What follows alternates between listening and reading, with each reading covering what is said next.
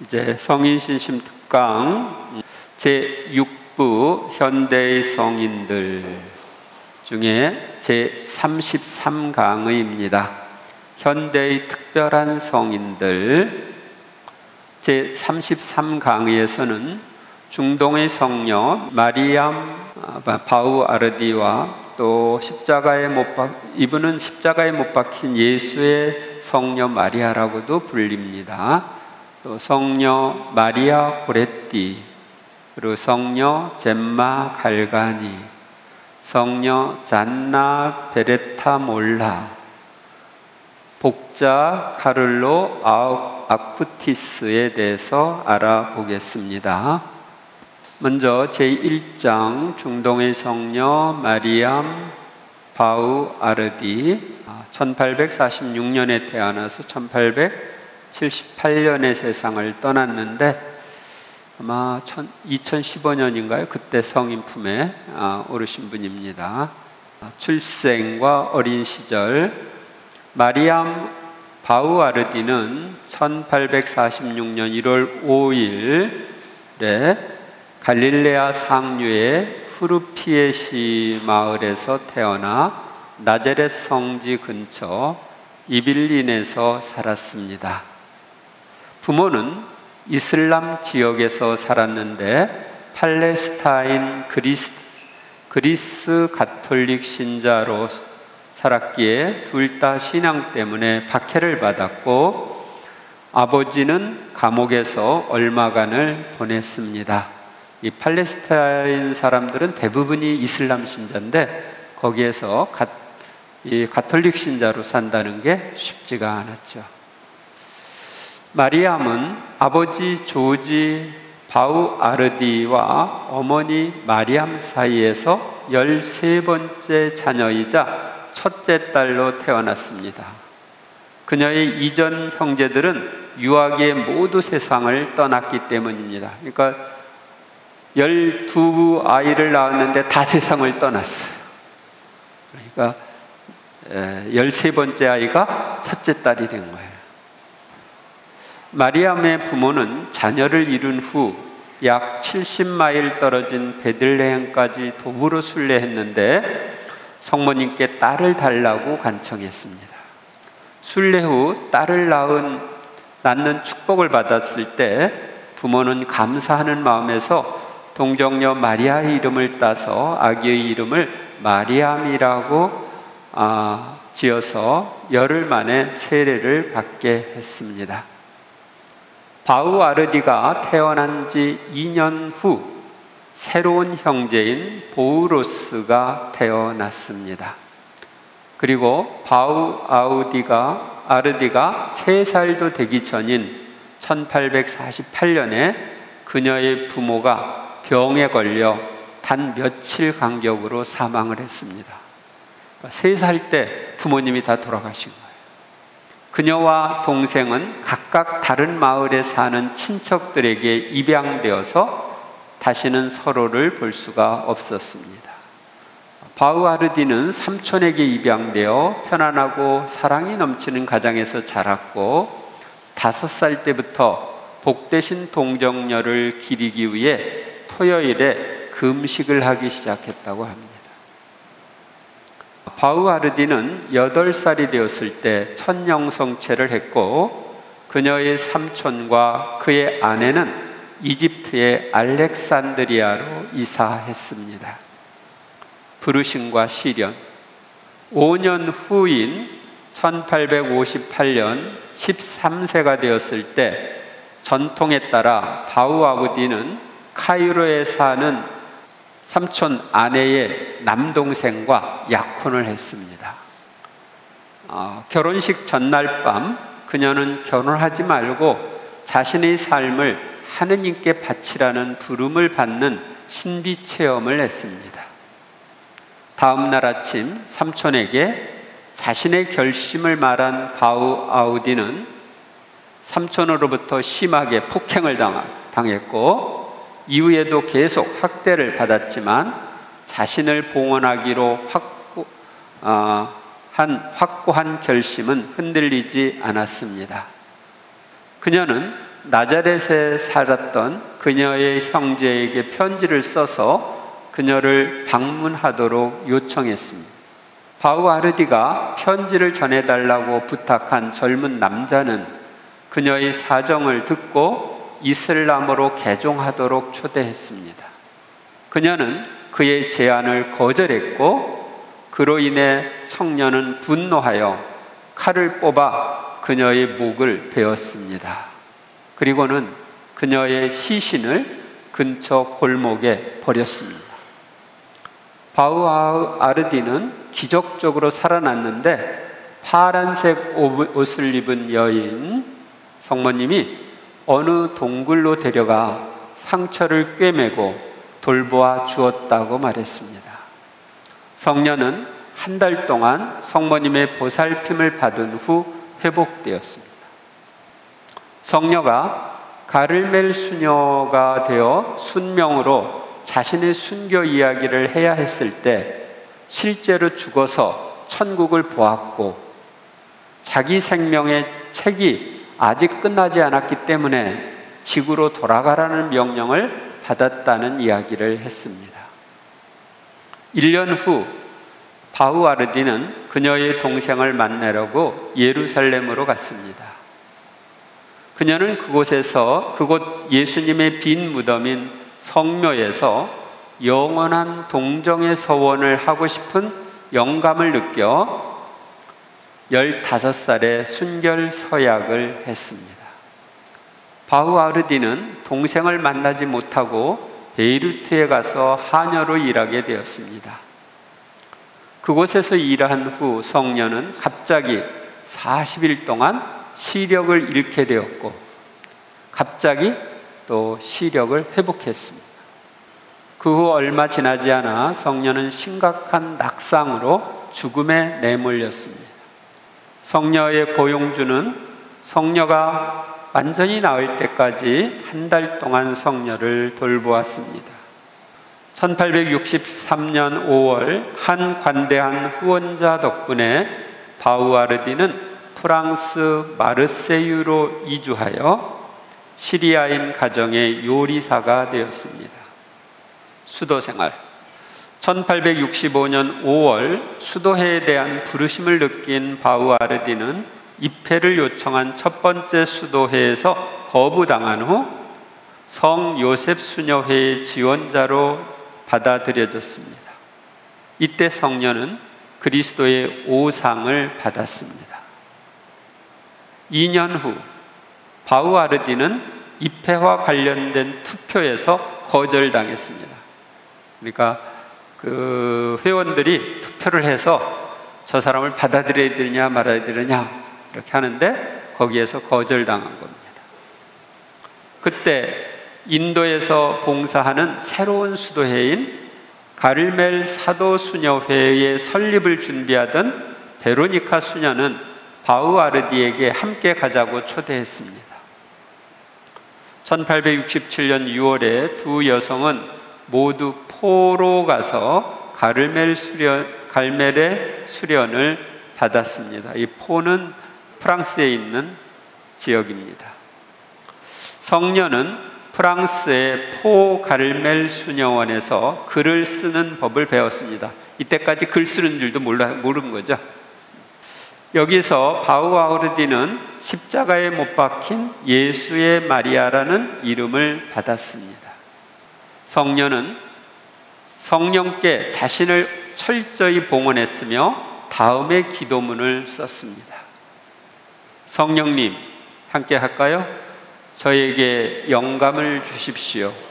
하느님 사랑이시여 저를 삼키소서. 올바른 길로 인도하소서. 저희 어머니 마리아님 저를 굽어보소서. 예수님과 함께 저를 축복해 주소서. 모든 악, 모든 환상, 모든 위험에서 저를 보호하소서. 1870년에 바우아르디는 가르멜 사도 수녀회의 첫 번째 그룹과 함께 인도의 망갈록으로 갔습니다.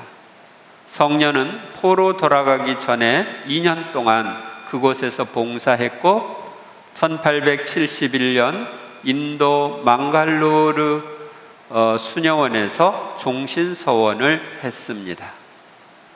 성녀는 1871년 11월 프랑스 포의 가르멜 수녀원으로 돌아갔습니다. 3년 후 포 출신 젊은 귀족의 도움으로 가르멜 수녀회를 설립하기 위해 7명의 수녀와 함께 1875년 9월에 베들레헴에 갔습니다. 성녀는 아랍어를 할 수 있는 유일한 수녀였기에 집을 짓는 일꾼들을 감독했습니다. 성녀는 베들레헴 수녀원 건축 현장에서 물을 나르다가 넘어져 왼쪽 팔이 여러 군데 골절되었는데 그 상처 부위가 감염되고 썩으면서 큰 고통을 겪었습니다. 1878년 8월 26일 새벽 5시 10분에 나의 예수님 자비를 베푸소서라는 말을 하고 33세의 나이로 세상을 떠났습니다. 성녀의 성덕과 신비 체험. 성녀는 무지하고 어린아이 같은 단순함에도 불구하고 분명한 판단력과 안정된 분별력과 높은 지혜를 가졌습니다. 성녀는 자아로부터 완전히 이탈하였고 모든 것을 하느님의 인도와 섭리에 맡겼습니다. 종종 성녀는 환시 때 예수님과 성모님과 대화했으며 교회와 죄인들을 위해 간청했습니다. 성녀는 여러 비범한 현상을 체험했는데 탈혼, 영혼이 육체에서 떠나는 게 탈혼입니다. 황홀경, 공중부양, 공중으로 이렇게 몸이 뜨는 거예요. 성흔, 예수님의 오상이라든지 이런 걸 받는 거죠. 성은 같은 특이한 현상들과 함께 수많은 사건들을 예언했고 사람들의 마음을 읽을 수 있었습니다. 아빌라의 성녀 데레사를 통해 잘 알려진 꿰뚫린 심장의 은사를 1868년 포 수녀원에서 받았는데 이 은총은 의학적으로 검증되었습니다. 이 꿰뚫린 심장의 은사라는 것은 화살로, 그러니까 사랑의 화살로 맞아가지고 이 심장에 그런 흔적이 남고 하느님 사랑에 불타게 되는 그러한 은사입니다. 성녀는 성령 신심에 대해 많은 것을 환시로 보고 이렇게 말했습니다. 모든 사제들은 한 달에 한 번 성령 신심 미사를 봉헌해야 합니다. 이 미사에 봉사하는 모든 이들은 매우 특별한 은총과 빛을 받을 것입니다. 평신도와 사제들과 수도자들 가운데서 사탄이 주님의 방법과 말씀을 흉내낼 때가 올 것입니다. 요즘에 많이 흉내내고 있어요. 그러나 성령을 부르는 사람은 오류를 분명하게 볼 수 있을 것입니다. 성녀가 본 환시입니다. 기도 중 7살가량의 어린아이 둘을 보았습니다. 저는 육체적 눈으로 그들을 본 것 같습니다. 한 명은 한 손에 잔을 들고 있었고 다른 손에는 십자가와 가시관을 들고 있었습니다.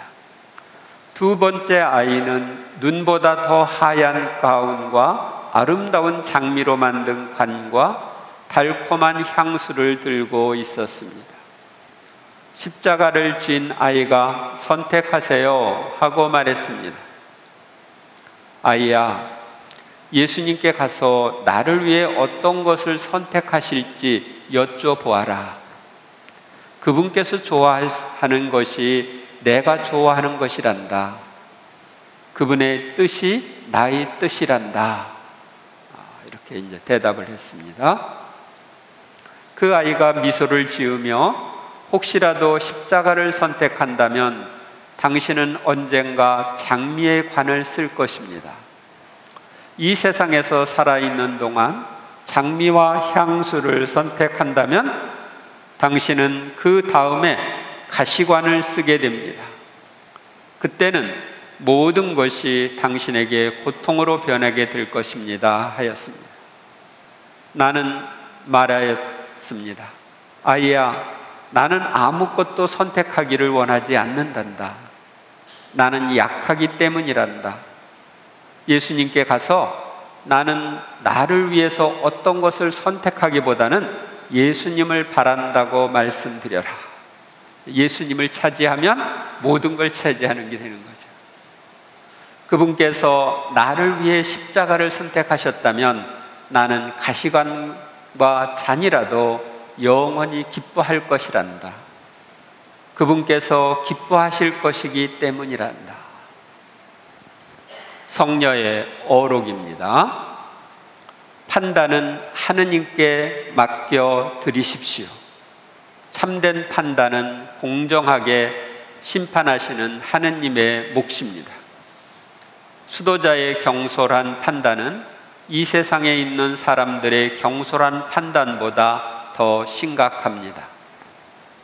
누가 가장 거룩한지를 판단하시는 분은 하느님이십니다. 사탄은 겸손한 사제를 두려워합니다. 주님을 위해 피를 흘리는 사람들은 행복합니다. 제가 두려워하는 유일한 것은 저 자신입니다. 저는 악마를 두려워하지 않습니다. 악마는 우리가 악마들과 어울릴 때만 위험하기 때문입니다. 저는 제 의지를 하느님께 내어드립니다.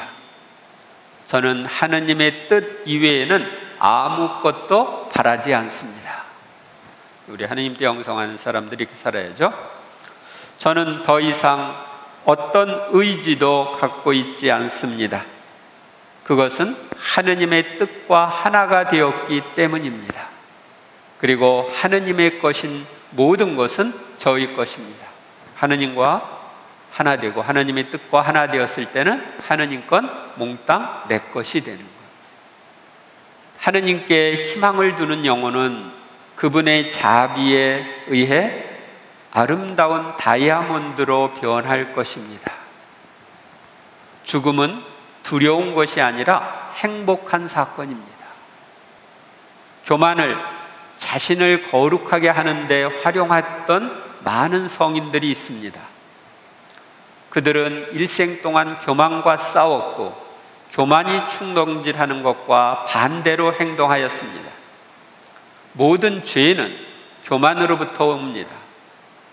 시련은 영원히 지속되지 않을 것입니다. 그러므로 겸손의 기회를 찾으십시오. 세속적인 모든 것은 지나갑니다. 여러분은 여기 이 세상에 영원히 머무르지 않을 것입니다. 매일매일 공로를 쌓으십시오. 겸손은 모든 상황에 만족하고 행복해 합니다. 오늘날의 신성함은 겸손입니다. 겸손을 청하고 그것을 실천하는 영혼이 구원받는다고 주님이 말씀하십니다. 겸손은 하느님 성심의 왕국입니다. 겸손한 영혼은 여왕이고 언제나 행복합니다. 자포기의 행동은 다른 어떤 것보다 예수님을 더 기쁘게 해드리는 것입니다. 하느님께만 알려지도록 은밀하게 고통당하는 영혼은 행복합니다. 사후 영광. 성녀는 1983년 11월 13일 성 베드로 광장에서 요한 바오로 2세에 의해 시복되었습니다. 그리고 2015년 5월 17일에 바티칸에서 프란치스코 교황에 의해 시성되었습니다. 축일은 8월 25일입니다. 제2장 성녀 마리아 고레띠. 1890년에 태어나서 1902년 세상을 떠났습니다. 12살에 세상을 떠났습니다. 출생과 가족 상황.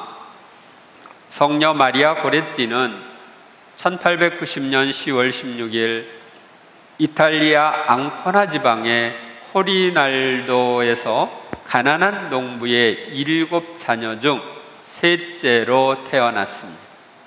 아버지 루이지 고레띠와 어머니 아순타 카를리니는 비록 가난하였지만 서로 사랑하며 자녀들에게 하느님을 사랑하는 법과 기도하는 법을 가르치고 충실한 신앙생활로 인도하고자 했습니다. 어려서부터 상냥하고 총명하며 예의 바른 마리아는 가족과 친구들로부터 마리에따라는 건 성모 마리아를 뜻하는 바다의 별의 축약형이라고 합니다. 마리에따로 불렸고 시골에 사는 가난한 농부의 딸로서 제대로 된 교육을 받을 기회를 얻지 못했습니다. 1896년 집안 형편이 더 어려워져 그나마 갖고 있던 작은 농장마저 포기하고 정든 고향을 떠나 콜레지안 투르코로 1899년에는 레페르리에레로 이사가서 다른 사람의 농장에서 소작인으로 일했습니다. 그런데 조금이라도 자신의 땅을 갖기 위해 매일같이 열심히 일하던 아버지가 건강을 잃고 자리에 눕게 되었습니다. 아버지가 병중에 있을 때 마리아는 어머니를 도와 어른들과 같이 거친 일에도 싫은 표정 없이 가게를 도왔습니다. 그리고 열심히 묵주기도를 바치고 나였습니다. 농장 주인은 마리아의 아버지가 하던 일을 맡을 다른 사람을 구했습니다. 새로 농장에 온 사람에게는 17살 된 알렉산드로 세레넬리라는 아들이 있었습니다.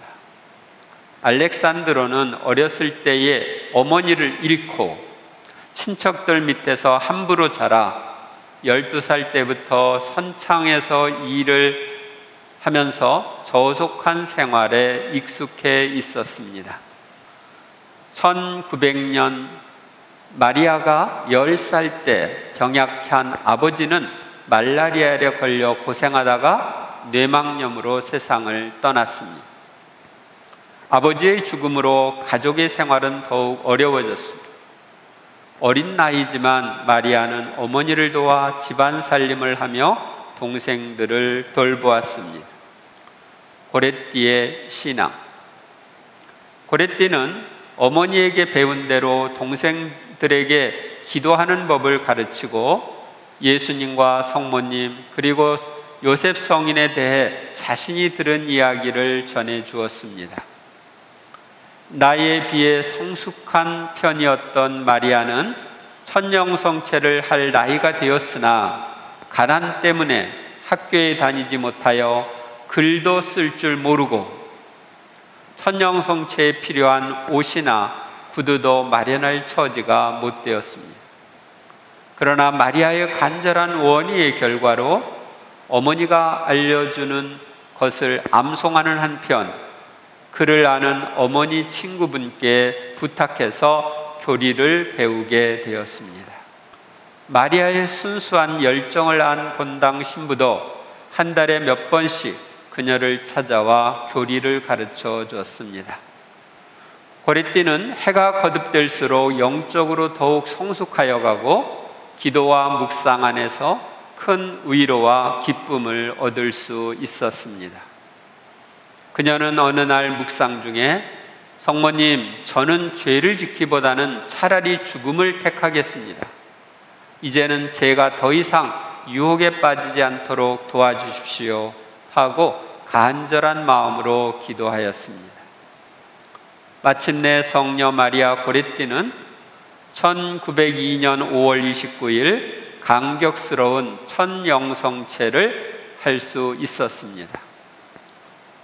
미사 중에 본당 신부의 강론을 들으면서 그녀는 주님의 사랑 안에서 순수한 영혼을 지키고 죄를 멀리하며 성모님의 보호하심을 믿고 늘 기도할 것을 다짐하였습니다. 순교.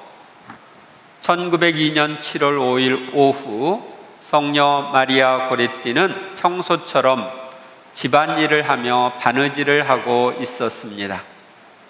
농장 일을 하며 이웃에 살던 조반니 세레넬리 가족과 그녀의 어머니도 모두 일을 나간 뒤였습니다. 그때 일하러 가던 중 핑계를 대고 돌아온 18살의 알렉산드로는 자신의 셔츠를 기워달라며 마리아에게 접근했습니다. 그리고 베란다에 앉아 바느질을 하던 어린 마리아를 강제로 침실로 끌고 가서 문을 잠그고 미리 준비한 수건으로 입을 틀어막고는 칼로 위협했습니다. 알렉산드로는 욕정에 눈이 멀어 마리아를 강제로 강간하려 했지만 마리아는 큰 소리로 "안 돼, 알렉산드로. 이것은 하느님께 대죄를 짓는 거야." 하며 완강히 저항했습니다. 성녀가 끝까지 버티자 알렉산드로는 이성을 잃고 날카로운 칼로 마리아의 가슴을 마구 찔러댔습니다. 성녀의 몸에는 모두 14군데의 깊은 상처가 생겼고 뒤늦게 돌아온 가족들이 피범벅이 된 성녀를 급하게 병원으로 옮겼습니다. 마리아의 폐는 완전히 꿰뚫려 있었고 심장은 칼이 스치고 지나가 상처를 입었으며 가슴에는 4군데, 배에는 5군데, 그 외 여기저기에 눈을 뜨고는 볼 수 없을 정도로 상처 입은 끔찍한 모습이었지만 마리아는 결코 신음소리를 내지 않았습니다. 수술은 2시간 이상 계속되었지만 의사들은 성녀가 회복될 수 없다는 것을 너무나 잘 알고 있었습니다. 상처가 심해요. 마취를 할 수 없었는데 마리아는 수술의 고통을 예수 그리스도의 고통을 생각하며 잘 참아받았습니다. 고레띠를 위해 병원으로 찾아온 본당 신부에게 마리아는 편안한 마음으로 고해성사를 보고 마지막 성체를 영하였습니다. 이 모두가 마리아가 천정성체를 받은 지 불과 5주밖에 되지 않았을 때였습니다. 본당 신부는 성체를 영해주면서 십자가 위에서 원수를 용서하고 그들을 위해 기도하신 주님처럼 너를 이토록 참혹하게 만든 알렉산드로를 진심으로 용서해 주겠느냐라고 묻자 마리아는 이렇게 대답했습니다. 예수 그리스도의 사랑 때문에 저 역시 그를 용서하고 그를 위해 천국에서 기도할 것입니다. 저는 십자가 옆에 있던 강도처럼 그를 천국에서 만날 수 있기를 바랍니다. 아마 하느님께서도 그를 용서해 주실 거예요. 마리아의 기력은 급속도로 떨어져 갔고 어머니 저를 용서해 주세요. 성모님께서 저를 기다리고 계셔요 하며 기쁨에 가득 찬 목소리로 아버지, 아버지, 아버지 하고 마치 그녀의 아버지와 함께 있는 것처럼 불렀습니다. 이렇게 정결을 지키기 위해 기꺼이 자신의 목숨을 바친 성녀 마리아 고레띠는 1902년 7월 6일 오후 그리스도의 성체와 성혈 대축일에 마지막 성체를 모시고 주님의 품에 안겼습니다. 사후 영광. 성녀의 유해는 로마 남부 네투노에 있는 예수 고난회의 은총의 성모와 성녀 마리아 고레띠 성당에 모셔져 있습니다. 제가 이 성당에 가봤습니다. 이 성당에 가서 이 마리아 고레띠 유해를 봤습니다. 성녀의 영웅적 덕행과 정결을 지키기 위해 선택한 순교자다운 죽음은 그 지역뿐만 아니라 세계 전 지역으로 널리 알려졌고 그녀의 시성을 위한 움직임이 활발히 일어났습니다. 한편 알렉산드로는 로마의 법정에서 재판을 받고 미성년자라는 이유로 종신형 대신 30년의 노동형을 받았습니다. 여러 해 동안 전혀 자신의 잘못을 뉘우치지 않고 지내던 그는 어느 날 밤 한 어린 소녀가 머리에 화관을 쓰고 하얀 베일을 휘감은 채 손에 백합을 들고 나타난 것을 보았습니다. 자신이 참혹하게 죽인 소녀가 환한 미소를 띤 얼굴로 다가와 백합꽃을 전해주는 꿈을 꾼 뒤에 비로소 참회의 눈물을 흘렸습니다. 그는 진심으로 뉘우치며 성녀 마리아 고레띠와 그녀의 가족들에게 용서를 구했습니다. 성녀 마리아 고레띠는 1947년 4월 27일 교황 비오 12세에 의해 시복되었는데 그때 알렉산드로는 시복 재판의 중요한 증인이 되었습니다. 그리고 한때 어린아이를 성인 품에 올리는 문제로 논쟁이 일기도 했지만 교황청 시성성은 목숨을 걸고 그리스도교의 가치를 수호한 성녀의 영웅적 행동을 어른의 기준으로 판단해서는 안 된다는 결론을 내렸습니다. 1950년 6월 24일 교황 비오 12세는 그녀의 시성식 미사를 봉헌하며 마리아는 하느님의 너그러운 은총과 그 은총에 대한 굳은 결의의 응답에 의지하여 목숨을 바치고 동정의 영광을 잃지 않았다라며 그녀를 일컬어 20세기의 성녀 아네스라고 칭송했습니다. 이 아네스는 로마 박해 시대 때 순교한 사람입니다. 이 시성식 미사에는 성녀의 어머니와 형제들 그리고 회개한 후 세 사람이 된 알렉산드로도 참석했습니다. 알렉산드로는 후에 카푸친 작은 형제회의 형수사가 되어 죽을 때까지 수도원에서 회개와 봉사의 삶을 살았습니다. 성녀 마리아 고레띠는 모든 청소년들의 수호 성인으로서 특별히 서로 용서하지 못하고 성도덕이 문란해지는 현대인에게 훌륭한 모범이 되고 있습니다. 축일은 7월 6일입니다. 성녀 젬마 갈가니와 더불어 성녀 마리아 고레띠가 예수 고난의 가족 안에 있는 것은 그들이 살아생전에 고난의 영적 지도자들에게 영적 지도를 받았으며 예수 그리스도의 고난에 심취하여 있었고 돌아가신 뒤에는 고난회의에 의해서 시복식과 시성식이 준비되었기 때문입니다. 제3장 성녀 젬마 갈가니 1878년에 태어나서 1903년에 세상을 떠났습니다. 마리아 고레띠가 죽은 다음 해에 세상을 떠났네요.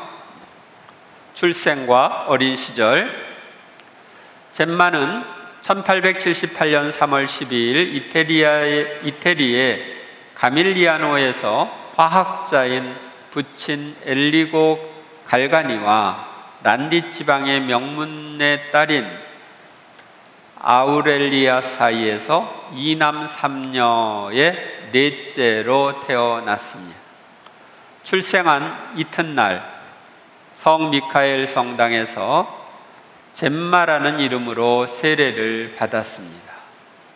젬마는 3살 때부터 학교에 다니기 시작하였습니다. 뛰어난 재능과 총명함은 물론 행동에 있어서 진실하고 생각이 깊었습니다.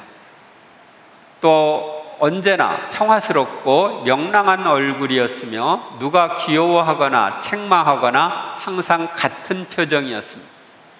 모친은 매일 미사참례와 영성체뿐만 아니라 자녀들에게 교리와 기도를 가르쳤습니다. 이런 모친의 모범이 아주 중요한 거죠. 허약한 체질이었던 모친은 폐병에 걸려 5년이나 고생을 하다가 죽기 전에 사랑하는 딸을 천주 성령께 맡겨드리고자 젬마의 견진성사를 준비시켰습니다. 1885년 5월 26일 젬마는 겨우 8살의 나이로 성 미카엘 대성당에서 견진성사를 받았습니다. 그 후 그의 모친은 병세가 악화되어 1885년 9월 17일 하느님의 품에 안기고 말았습니다. 젬마의 첫 영성체. 그때의 관습은 8, 9세의 아이들에게는 성체를 영해주지 않았습니다. 보통 13살 그때부터 하게 되었는데, 아까 보니까 천영성체 하기 전에 견진성사를 받았죠. 젬마는 영성체를 하고 싶은 지극한 원의를 참지 못하여 날마다 눈물로 자기 아버지와 고해 신부께 애원한 결과 본당 신부의 특별한 허력으로 성체를 영하는 은혜를 받았습니다. 젬마는 천영성체를 잘 준비하기 위해 열흘 동안 피정을 하며 기도했는데, 이때 예수님의 일생과 순환에 대해, 특히 십자가상에서의 고통에 대해 관심을 갖게 되었습니다. 젬마는 1887년 6월 16일 총고해를 한 후 천영성체를 하였습니다. 그때의 느낌을 젬마는 그의 영적 지도 신부에게 편지로 다음과 같이 고백했습니다. 처음으로 성체를 영한 그날, 누구든지 나를 먹는 사람은 내 생명으로 살리라 하신 주님의 말씀을 더욱 잘 깨닫게 되었습니다. 그 순간 예수님께서는 저에게 당신 자신을 계시하여 주셨습니다. 저는 천국의 복락은 이 세상의 쾌락과는 전혀 다름을 깨닫게 되었습니다. 또한 영원히 하느님과 가까워짐을 느꼈습니다. 그 후 그는 죽는 날까지 부득이한 경우를 제외하고는 하루도 영성체를 골한 일이 없었습니다. 그래서 이렇게 매일 영성체를 한다는 게 아주 중요한 겁니다. 신비 현상들. 8세 때 어머니의 죽음을 16세 때 폐병으로 시달리던 오빠와 아버지의 죽음을 감당해야 했던 성녀는 19세 때는 양식이 부족하여 어느 집안 가정부로 들어갔으나 예수 고난의 수녀가 되기를 늘 희망하였습니다. 그러나 뇌 척수막염으로 인하여 뜻을 이루지 못하였는데, 후일 성녀는 성 가브리엘 포센티의 전구로 치유되었다고 합니다. 이 가브리엘 포센티는 예수 고난의 성인입니다. 성녀는 늘 십자가에 못 박히신 예수님을 생각하며 검소한 생활을 지켜나갔습니다. 검은 무명옷만 입었고, 가진 것이라고는 혼이불과 수건 몇 장, 십자거상, 묵주와 기도서를 넣어둔 조그만 상자뿐이었습니다. 그러면서도 늘 평화롭고 명랑한 얼굴을 하였습니다. 성녀 젬마 갈가니는 수많은 영적 체험을 하기 시작하였는데, 1899년부터 그리스도의 환시, 악마의 습격, 오상 등 성녀의 짧은 생애에 무수한 초자연적 현상들이 일어났습니다. 이 모든 사실은 성녀의 고해 신부였던 젤마노에 의해서 자세하게 조사되었습니다. 특히 성녀의 오상성은 손과 발에서 뚜렷하게 보였습니다. 또 성녀는 자주 탈원과 환시의 은혜를 받았습니다. 이런 탈원과 환시에서 나눈 대화들이 기록되어 있습니다. 젬마의 탈원은 성녀가 아직 관상의 최고 경지에 들어가기 전부터 시작되어 점점 그 관상 정도가 높아짐에 따라 빈번하게 되었습니다. 젬마는 대개 이 탈원 상태에 이르기 몇 분 전부터 그 예감을 느꼈습니다. 어떤 경우는 이 예감에 여유도 없이 탈원 상태에 빠져 그의 마음과 영혼의 모든 기능이 온전히 하느님께로 흡수되어 육체의 모든 감각을 상실해 버리곤 했습니다. 이 상태는 이제 기도의 단계 중에서 수능일치의 기도 단계에 이르렀을 때 이런 현상이 일어납니다. 이 수능일치의 기도는 그 예수님과 약혼한 상태, 그 상태입니다. 어떤 때에는 천상정배인 예수 그리스도와 더불어 똑똑하고 분명한 목소리로 담화를 나눌 때도 있었습니다. 성녀가 거처하는 집에 있는 지아니니 부인은 그것을 일일이 기록하여 도합 151회의 탈원 상태 기록이 아직까지 보존되어 있습니다. 엄청나게 많이 탈원 상태에 있었어요. 젬마가 탈원 중에 주님과 더불어 가장 많이 한 대화는 주님의 고난에 대한 것이며 자신이 어떻게 하면 주님과 더불어 고난을 나누어 받을 수 있을까 하는 간절한 원의에 대한 것이었습니다. 젬마는 주 예수님을 비롯하여 성모님, 수호천사를 배웠고 대화할 수 있는 특은을 받았습니다. 젬마는 수호천사가 항상 옆에 있음을 눈으로 보았으며 손으로 만지기까지 할 수 있었습니다. 성모님께서도 아기 예수님을 안으시고 젬마에게 여러 번 나타나셔서 예수 그리스도에 대한 젬마의 사랑을 북돋아 주셨습니다. 1899년 6월 8일 예수님께서는 젬마에게 당신 사랑의 큰 표징인 거룩한 오상을 내려주셨는데 젬마는 이렇게 말했습니다. 예수님께서 뚜렷한 오상을 지니시고 제게 발현하셨습니다.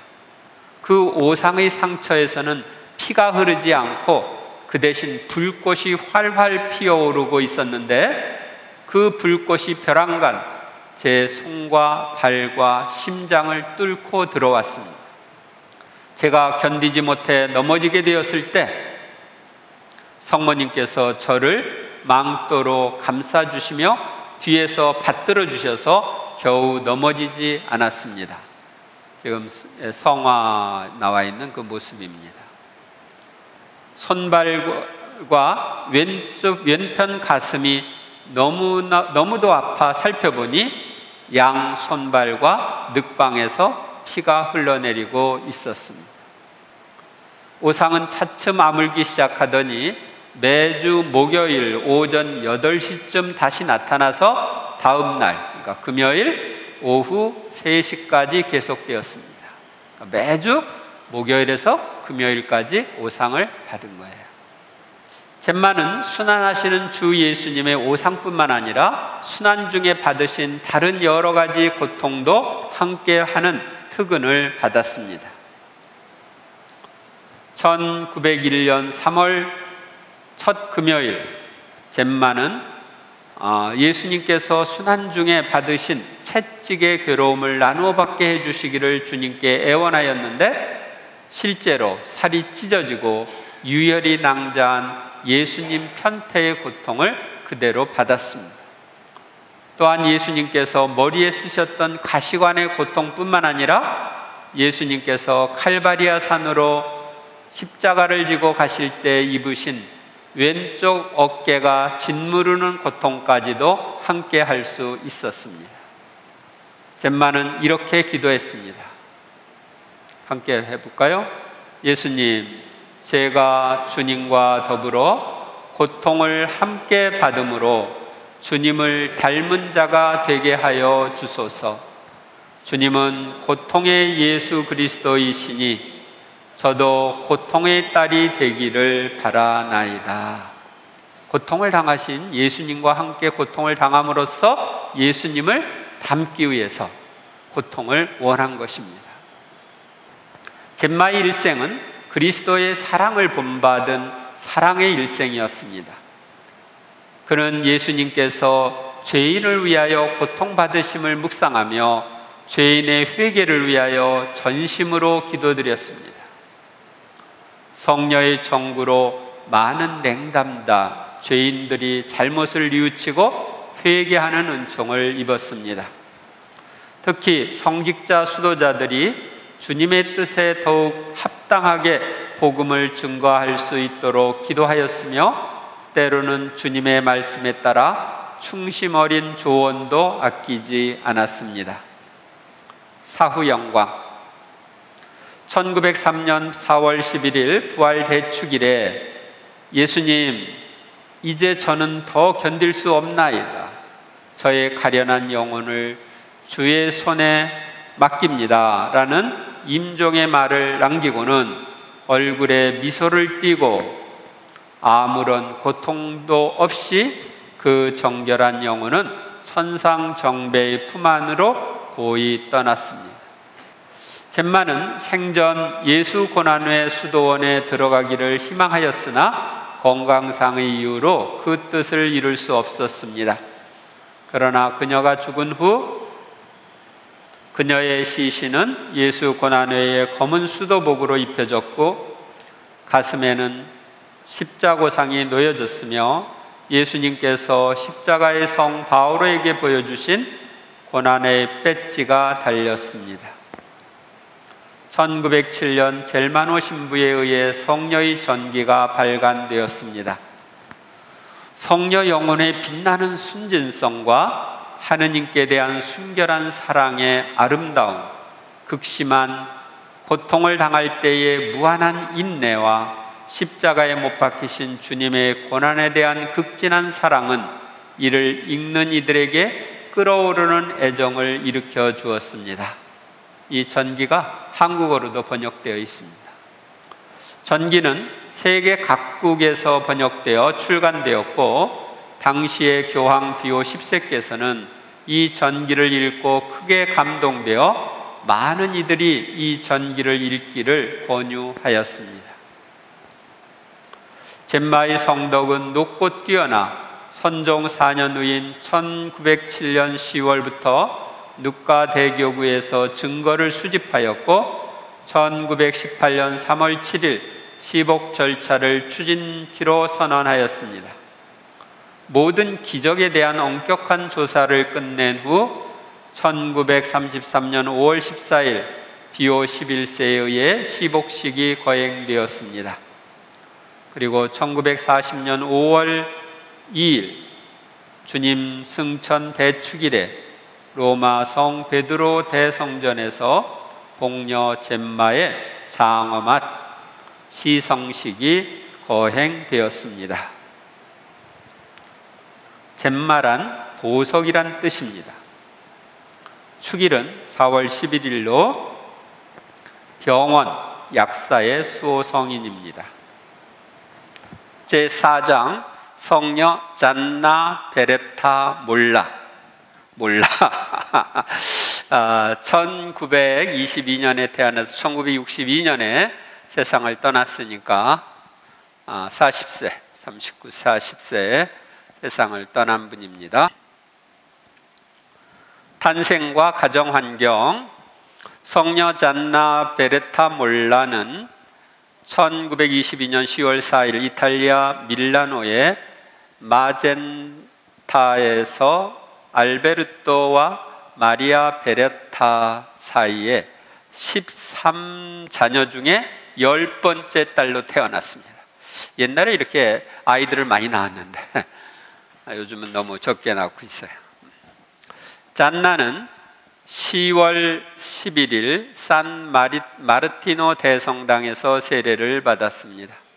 잔나는 어린 시절부터 프란치스코 수도회 제3회원이었던 부모로부터 확실한 그리스도교 교육을 받았습니다. 어렸을 때 교육받는 게 중요해요. 잔나 베레타는 3살이 되었을 때 베르가모로 이사를 했습니다. 부모님과 큰언니의 세심한 신앙교육 덕분에 1928년 4월 4일 잔나는 5살에 천년성차를 했어요. 일찍 이렇게 천년성차하는 것도 중요합니다. 1930년 6월 9일 베르가모 대성당에서 견진성사를 받았습니다. 7살 때 견진성사를 받았어요. 잔나는 매일 묵상, 성체조배, 묵주기도를 하며 자신의 삶을 하느님이 주신 놀라운 선물로 이해했고 기도의 필요성과 효용성을 깨닫게 되었습니다. 잔나는 학업에 충실하면서도 가톨릭 활동단체에서 활발한 사도직 봉사에 참여하고 빈첸시오 아 바오로 회의 일원으로서 노인들과 가난한 이들을 돕는 자선 활동을 했습니다. 우리 본당에도 빈첸시오가 있죠. 의사의 삶. 잔나는 1942년 밀라노에서 의학 공부를 시작했고 1949년 파비아 대학교에서 의사 자격을 취득한 후 1950년 고향 마젠타에서 가까운 메세로라는 도시에서 내과 병원을 개원하였습니다. 그리고 1952년 밀라노 대학교에서 소아과 전문의 자격을 취득한 후 어머니와 아기, 노인과 가난한 이들에게 특별한 관심을 기울였습니다. 깊은 신앙 안에서 인간 삶의 존귀함을 일찍부터 깨달은 잔나는 의술을 통해 사람들에게 하느님의 모습을 보여줄 수 있다고 확신했습니다. 의사들은 사제들이 하지 못하는 몫을 합니다. 사제가 예수님을 만질 수 있듯이 의사들은 환자들이 육체 안에 계신 예수님을 만지는 것입니다. 환자들은 우리 의사들을 통해 예수님을 볼 수 있는 것입니다. 소아과 의사로서 특히 어머니와 아기들에게 관심을 가지고 있던 잔나는 낙태를 옹호하는 사람들에게 생명의 절대적 가치에 대해 강조했습니다. 인간이 자신의 이익이나 편리함을 위해 한 생명을 희생시키는 것은 하느님께 대적하는 큰 죄악입니다.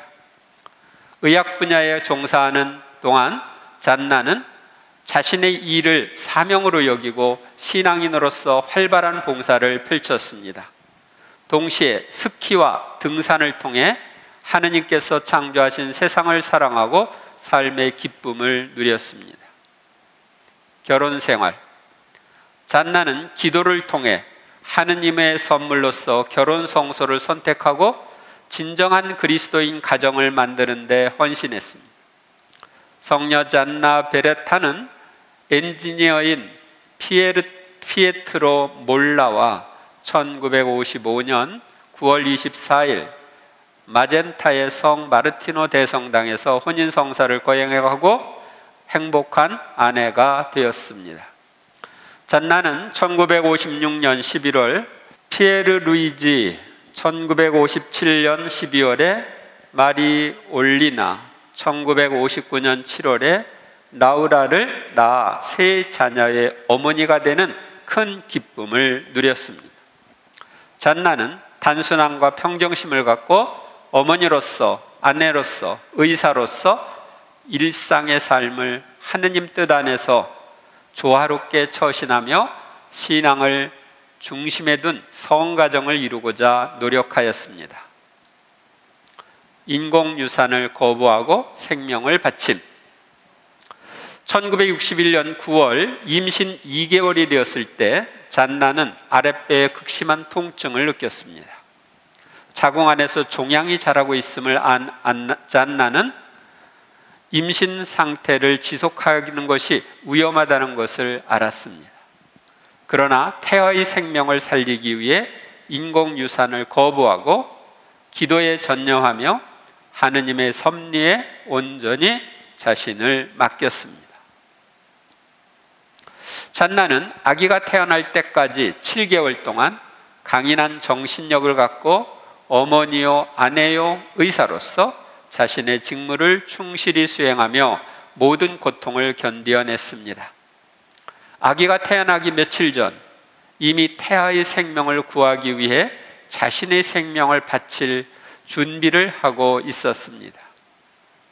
성녀는 태아와 산모 중 한 생명을 선택하라는 의사의 권유에 만약 당신이 나와 태아 중에서 한 생명을 선택해야 한다면 주저하지 말고 아기를 선택하세요. 아기를 살려주세요. 라고 말했습니다. 1962년 4월 21일 주일 아침 마침내 잔나 엠마누엘라가 제왕절개 수술을 통해 무사히 태어났습니다.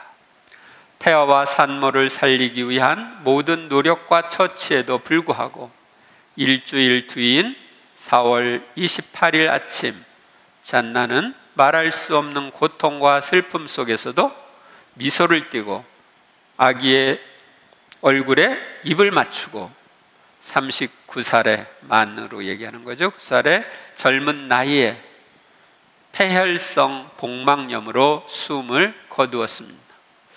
성녀는 힘겹게 숨을 몰아쉬며 예수님 사랑합니다. 예수님 사랑합니다. 라는 마지막 말을 남겼습니다. 사후영과 성녀의 남편 피에트로 몰라는 1971년 4월에 성녀의 삶에 대한 전기를 써서 그의 자녀들에게 주었습니다. 밀라노의 조반니 콜롬보 추기경은 1972년 11월 6일 잔나의 시복 조사를 요구했습니다. 1973년 9월 23일 교황 성 바오로 6세는 순례객들과 함께하는 삼종기도 전 훈화에서 의식적인 희생으로 자신을 희생하여 딸에게 생명을 준 밀라노 교구의 젊은 어머니라는 말씀으로 그녀를 기억하며 그녀의 행동을 기렸습니다. 1978년 4월 11일 콜롬보 추기경과 16명의 다른 주교들이 교황 성바오로 6세에게 시복 청원서를 제출했습니다. 그리하여 1980년 3월 15일 시복 조사가 시작되어 잔나는 하느님의 종이 되었습니다. 1991년 7월 6일에는 영웅적 덕과 모범적인 그리스도인 생활이 인정되어 가경자가 되었습니다. 성녀 잔나 베레타 몰라는 그의 전구로 브라질에서 있었던 기적적인 치유가 인정되어 1994년 4월 24일 국제가정의 해 행사 중에 교황 성바오로 2세에 의해 시복되었습니다. 그리고 시복 후에 브라질의 프랑카에서 있었던 기적이 의료 전문가들과 신학자들의 인정과 성 바오로 요한 바오로 2세 교황님의 승인을 받아 성녀는 2004년 5월 16일 바티칸의 성 베드로 광장에서 성인 품에 올랐습니다. 몰라의 남편과 그들의 아이들은 시성식에 참석했습니다.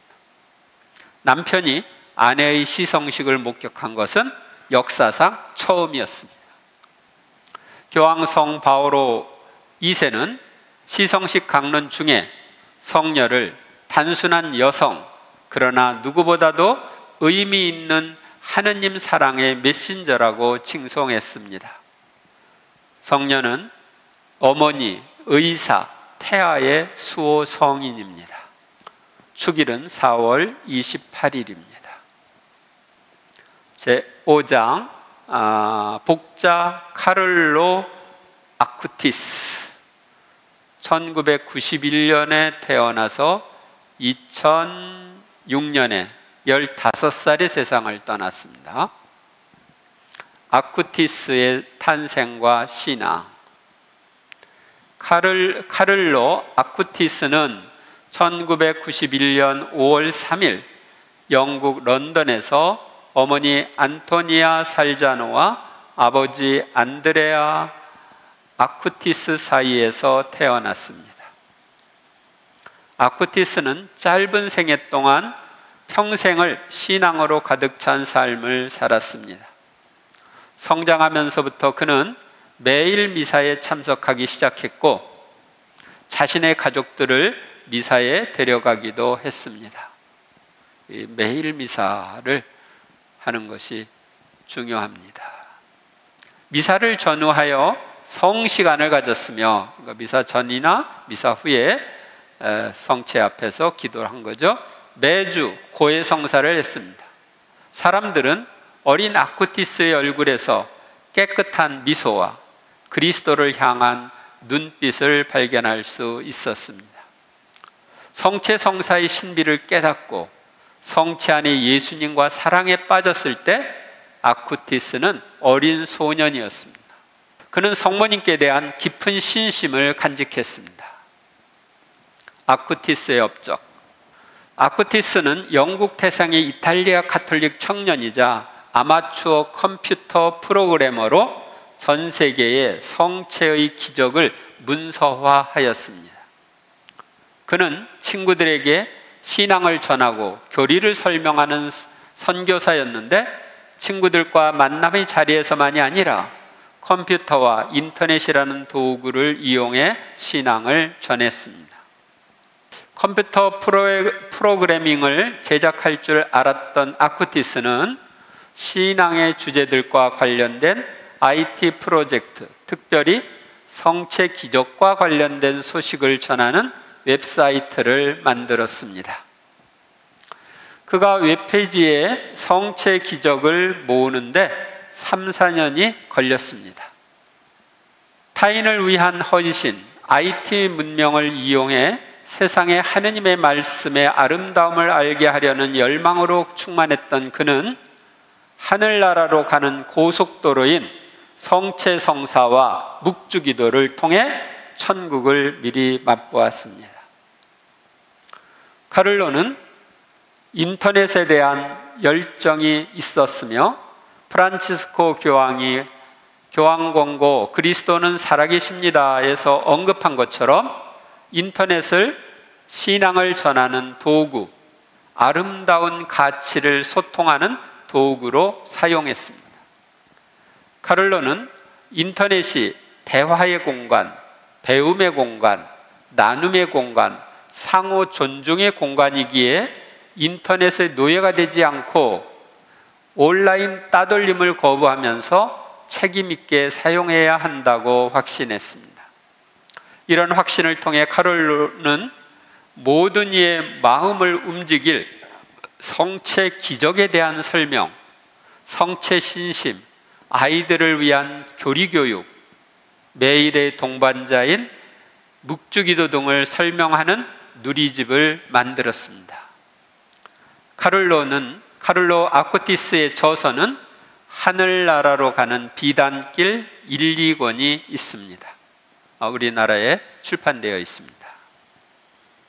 이 책에는 595년 이탈리아에서 시작해 2013년 폴란드까지 전 세계에서 일어난 110건의 성체 기적 현장이 담겨 있습니다.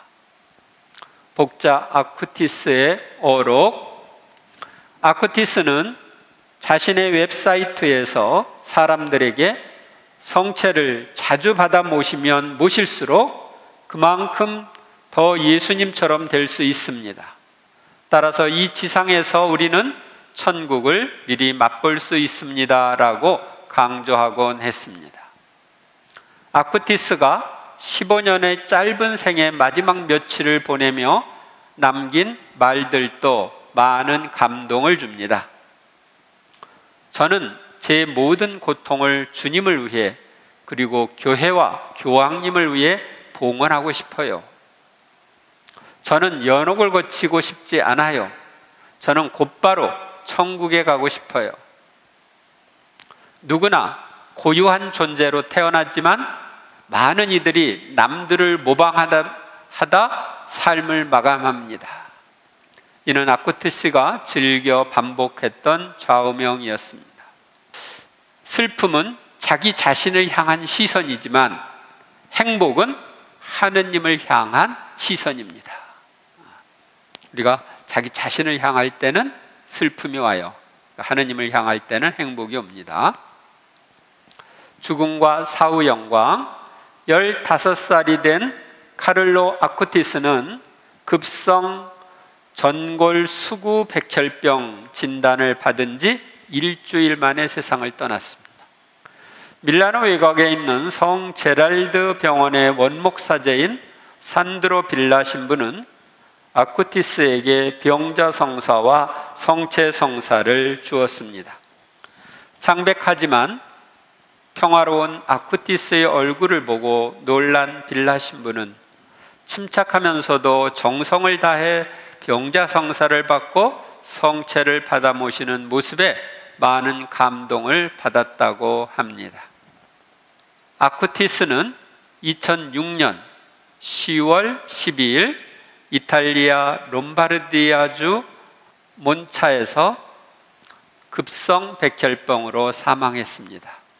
그의 부모는 아쿠티스의 장기를 기증하고자 했지만 그의 장기가 백혈병으로 너무 감염되어 기증할 수 없었습니다. 카를로 아쿠티스는 2018년 7월 5일 가경자로 선포되었습니다. 아쿠티스는 눈을 감기 전 프란치스코 성인의 고향인 아시시에 묻어달라는 유언을 남겼다고 합니다. 약 1년 뒤인 2019년 4월 6일 이탈리아의 아시시의 산타마리아 마조레 성당에 안치되었습니다. 카를로의 심장이 담긴 성 유물함에는 성체 성사는 저에게 천국으로 가는 고속도로입니다라는 그의 말이 새겨져 있습니다. 아쿠티스와 관련돼 지난 2013년 브라질의 한 아이에게 발생한 기적이 있습니다. 이 아이는 소화기관에 중대한 질병과 함께 희귀한 선천성 췌장 이상 질환을 앓고 있었는데 수술로도 호전되지 않았습니다. 아이의 가족과 공동체가 아쿠티스에게 전구를 청하며 아이의 치유를 위해 기도하자 아이의 병이 나았습니다. 프란치스코 교황은 2018년 주교 시노드 후속 교황 권고 그리스도는 살아계십니다를 통해 다음과 같이 말했습니다. 바로 디지털 세상에서 우리는 자기 몰입, 고립, 공허한 쾌락과 같은 위험에 노출될 수 있습니다. 그러나 디지털 세상에서도 창의력과 천재성을 보여주는 젊은이들이 있다는 사실을 잊지 마십시오. 가경자 카를로 아쿠티스가 그러합니다. 교황은 젊은이들에게 미디어의 건전한 활용을 위한 모범을 보여준 카를로 아쿠티스를 특별히 언급했습니다. 2020년 카를로 아쿠티스가 죽은 지 14년 후에 그의 관을 열었으나 그의 시신은 부패하지 않고 깨끗한 상태로 보존되어 있었습니다. 지금 거기 시신 나오고 있죠? 카를로 아쿠티스는 2020년 10월 10일에 복자품에 올랐습니다. 그의 시복식은 아시시에서 거행되었습니다. 2020년에 복자품에 올랐으니까 최근이잖아요. 지금이 2년 전에 복자품에 오른 거죠. 카를로 아쿠티스는 인터넷의 수호성인이며 최초의 밀레니얼 복자입니다. 3000년기 들어서 복자가 되었습니다. 맺은 말. 지금까지 우리는 죽음에서 살아난 중동의 성녀 마리암 바우아르디와 순결을 지키기 위해 12살에 순교한 성녀 마리아 고레티, 여러 신비 현상 속에 살았던 성녀 젬마 갈가니에 대하여 살펴보았습니다.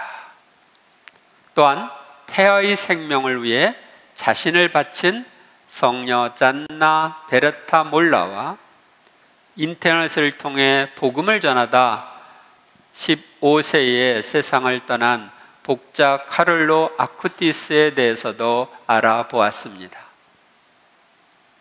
하느님께서 현대에 이런 특별한 성인들을 교회에 주신 것에 대하여 감사와 찬미를 드리고, 우리도 성인들의 삶을 일부라도 본받도록 힘썼으면 좋겠습니다. 잠시 오늘 강의 들었던 성인들의 삶을 묵상하면서 기도하시기 바랍니다.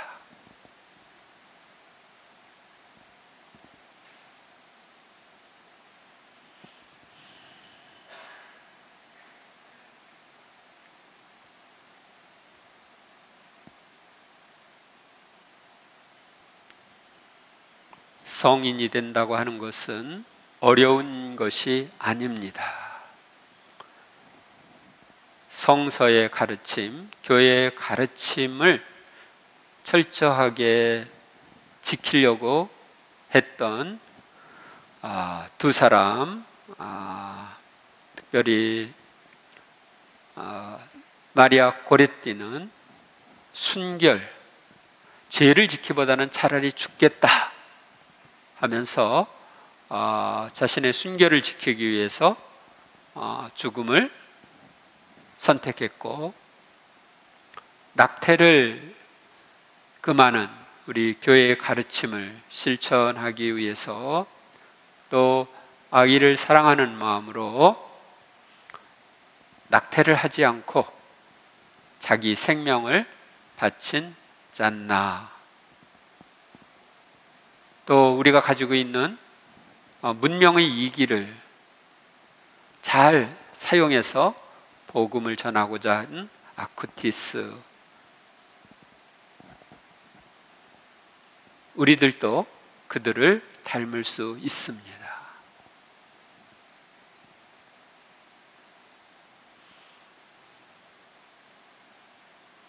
하느님은 당신을 향해서 열려져 있고 당신을 사랑하고 당신께 대한 사랑으로 이웃을 사랑해서 이웃에게 봉사하고자 하는 사람들, 모범적인 삶을 사는 사람들에게 필요한 은총을 풍성히 베풀어 주십니다. 성인들의 삶을 따라가는 우리들, 앞으로 한 달 동안 오늘 배운 성인들의 삶을 묵상하면서 그들을 본받고자 힘썼으면 좋겠습니다. 영광이 성부와 성자와 성령께,